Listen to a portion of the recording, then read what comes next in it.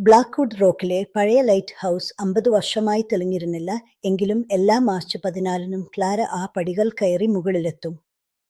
അവൾ കപ്പലുകളെ തിരയുകയായിരുന്നില്ല. അവൾ ഒരു അടയാളത്തിനായുള്ള കാത്തിരിപ്പിലായിരുന്നു.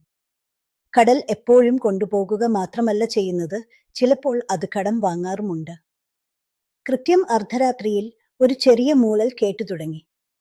അത് കാറ്റല്ലായിരുന്നു. അത് അവളുടെ ഭർത്താവ് ആർത്തർ പണ്ട് മൂളിയിരുന്ന അതേ ഈണമായിരുന്നു. ദൂരെ കടലിൽ ഒരു പ്രകാശം മിന്നി. അത് ഒരു താളാത്മകമായ സ്പന്ദനമായിരുന്നു. "ഞാൻ ഇവിടെയുണ്ട്," അവൾ മന്ത്രിച്ചു. അവൾ തന്റെ വിളക്ക് തെളിച്ച് അതിന് മറുപടി നൽകി. ഒരു നിമിഷത്തേക്ക് അവൾ ആ കപ്പലിന്റെ നിഴൽ കണ്ടു. 1976-ൽ അപ്രത്യക്ഷമായ സ്റ്റാർലൈറ്റ്. 3 മിനിറ്റത്തേക്ക് ലോകത്തിന്റെ നിയമങ്ങൾ അലിഞ്ഞില്ലാതായി. സമയം 12:03 ആയപ്പോൾ ആ പ്രകാശം അണഞ്ഞു.